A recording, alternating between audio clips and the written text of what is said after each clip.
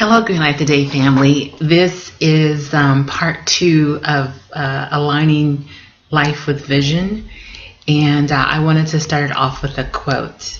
This is by Thomas Merton, M-E-R-T-O-N. He was a Catholic theologian who grew up in the 1920s, and he lived, I think, until I think the 70s or something like that, 1970s. But he struggled with his identity and what he should do and what his calling was. And he wound up, first he was in academia, then he wound up, being a Catholic priest, and then he decided he wanted to live more of a secluded life. And I've read books about him, and I still am not sure if I understand how he got to that decision, but it was a life process. But he had a very important quote that I wanted to share. And he says, "You cannot tell me who I am, and I cannot tell you who you are. If you do not know your own identity, who is going to identify you?" That is just so powerful for me, because I think that a lot of our identities are based on outside realities or perceptions. I'm a daughter, I'm a sister, I'm a teacher, I work in social services, I'm a student, but that's really not my identity. I have to know who I am before I take on those roles. Otherwise, the roles will consume my identity. And I think that's where the term comes from, identity crisis.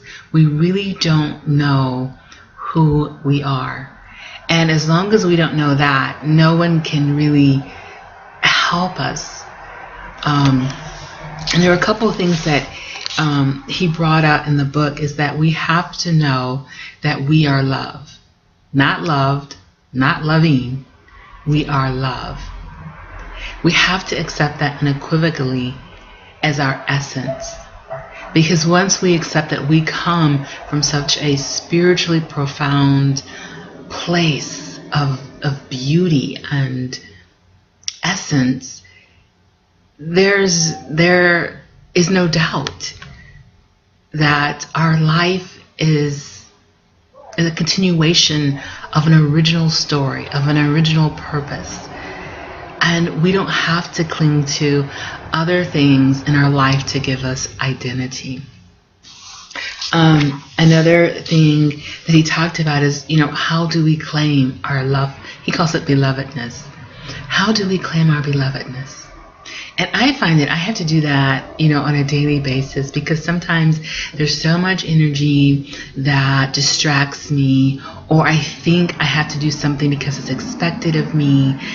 And I have to get back to this original knowing, the original identity of me, which I'm still learning. But I know that I am someone who can just be without doing.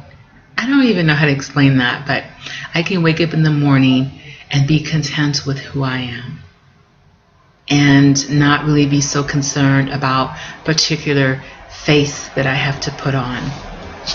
And then I just wanted to talk about, if we are questioning, who we are, what is our identity, how do we restore to ourselves? And one of the most important things to do, and I know it's the hardest thing to do, is to just sit and listen to ourselves. And in the very beginning, you hear what I call a lot of monkey chatter. Oh, there's so many things I have to do. After a while, trust me, the monkey chatter will calm down. The wheel will stop rotating in your head. And you'll hear some pretty profound things.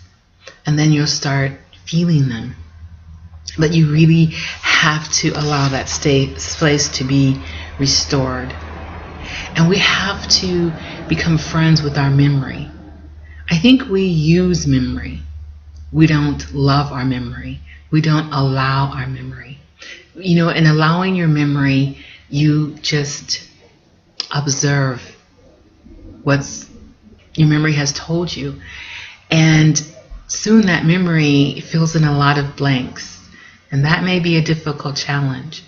But, in allowing that memory to bring forth things, we realize that, we really are love and not the events that have happened in our life. And then I think the last part, which is also very challenging, is living our identity. And I talked about this in the last video.